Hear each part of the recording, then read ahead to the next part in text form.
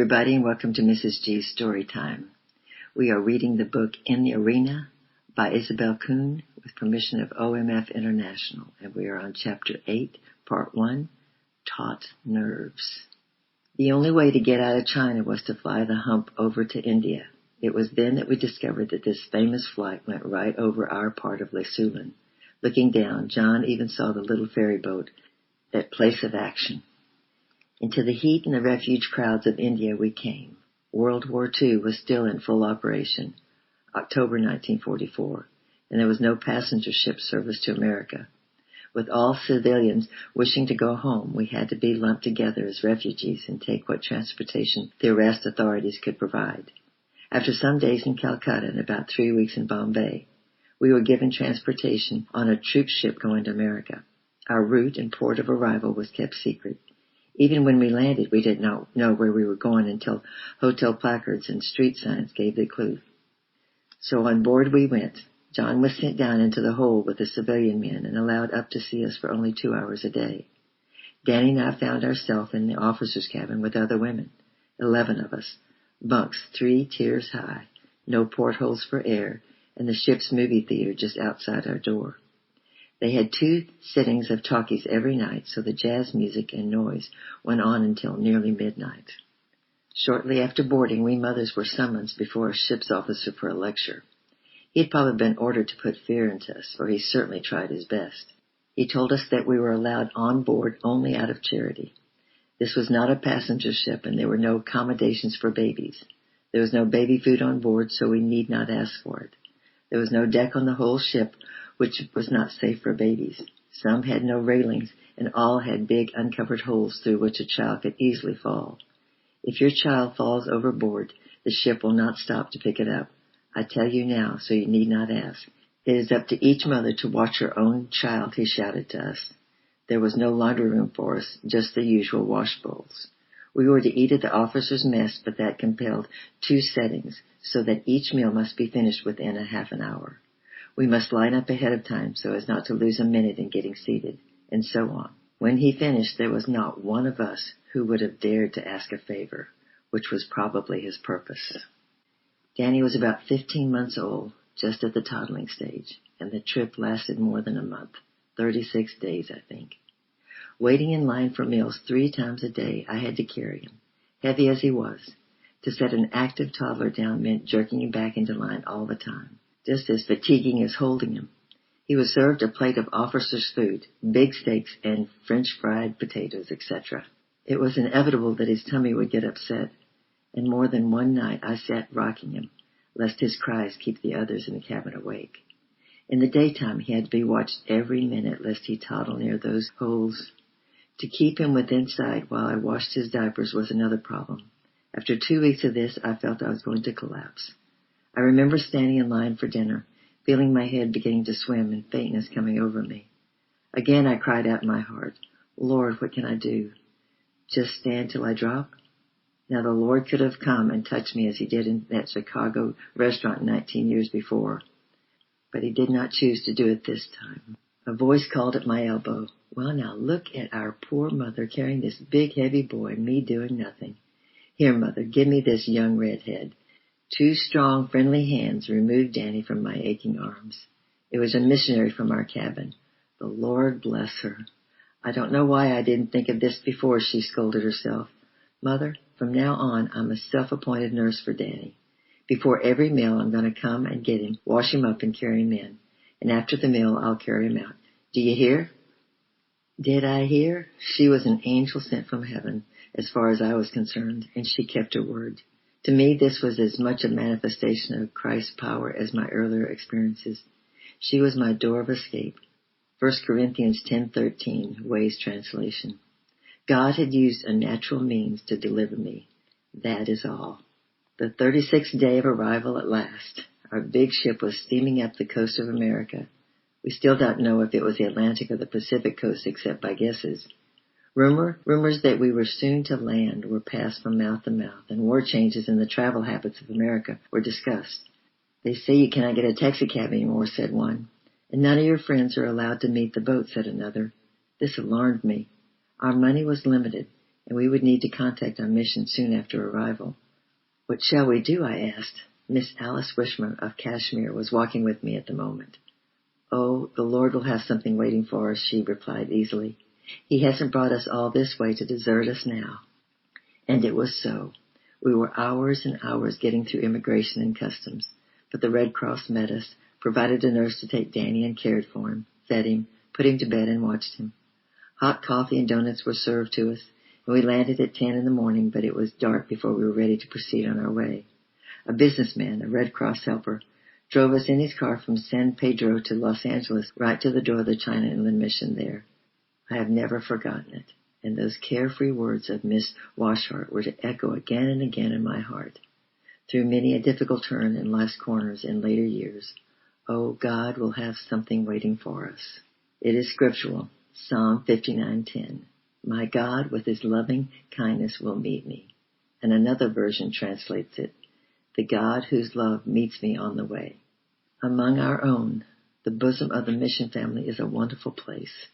We immediately wanted to long-distance telephone our daughter, Catherine, that we had arrived.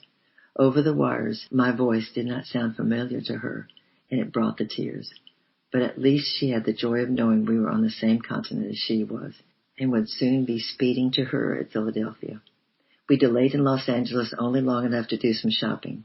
I was still wearing a discarded coat and a beret, and so glad we had arrived in the dark. Just here I might digress to invite a smile. Miss Wishart met us unexpectedly in church one Sunday after our shopping expedition, and she was about to introduce me to a friend. This is Mrs. Kuhn, she began, and then noticed my new hat and coat and started to chuckle. Mrs. Kuhn as she is, not as she was, with laughter, to her friend's complete mystification. On the cross-country train ride, Danny cried every night, keeping everybody in the car awake. Nothing we could do could pacify him.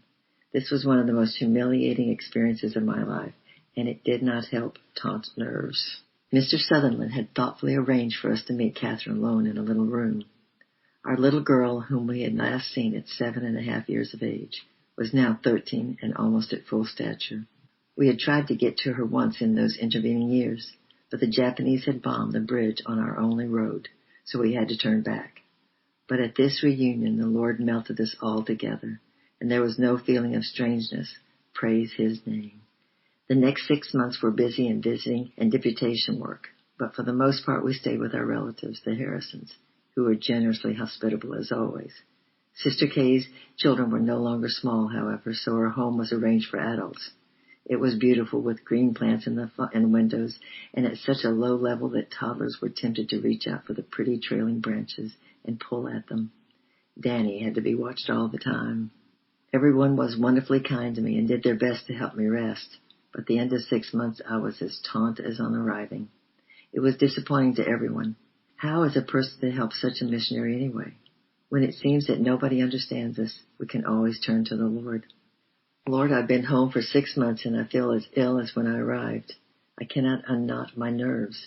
If we only had a home of our own, owned it, so that if Danny broke or scratched anything, no one else would suffer. And oh, if I could be alone for a while and sleep the clock around for more than one day, as many days as I needed, what an impossible thing to ask. But quietly and gently, he gave it, all of it. John wanted to take a refresher course in Dallas Theological Seminary. None of us had ever been to Dallas, and if John was to go, we must find a home there. It was wartime, when houses of any kind were hard to find, and the seminary had none available. But we now discovered that we had some money.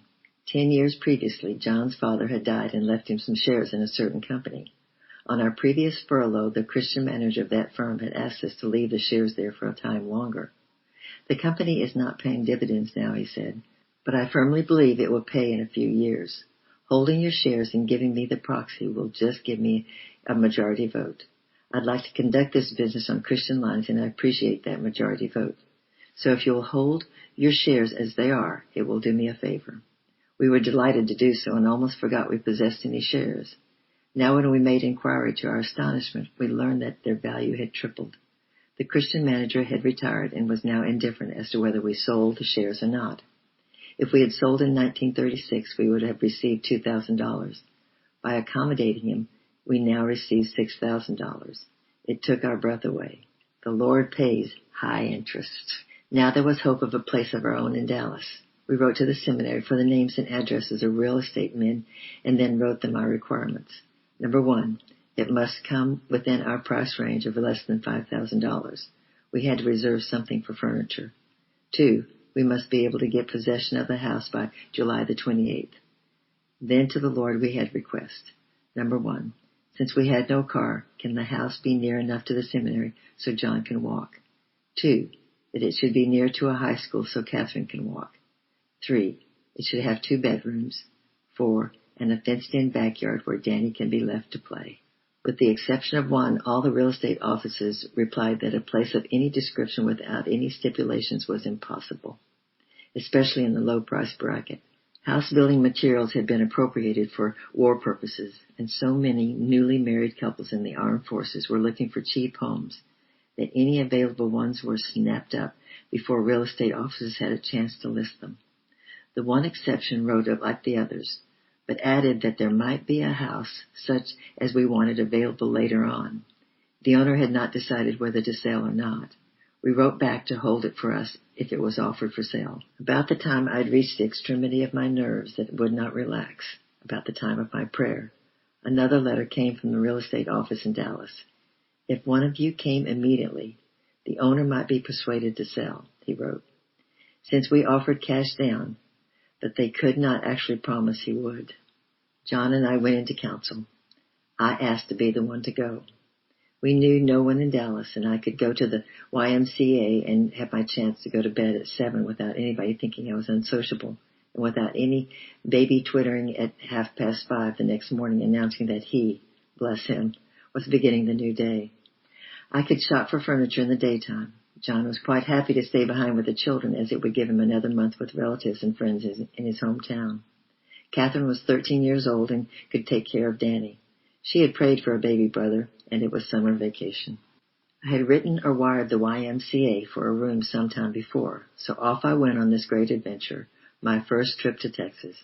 I had a chance to witness to a young girl on the train, and I walked into the YMCA in Dallas, quite confident that the Lord was with me.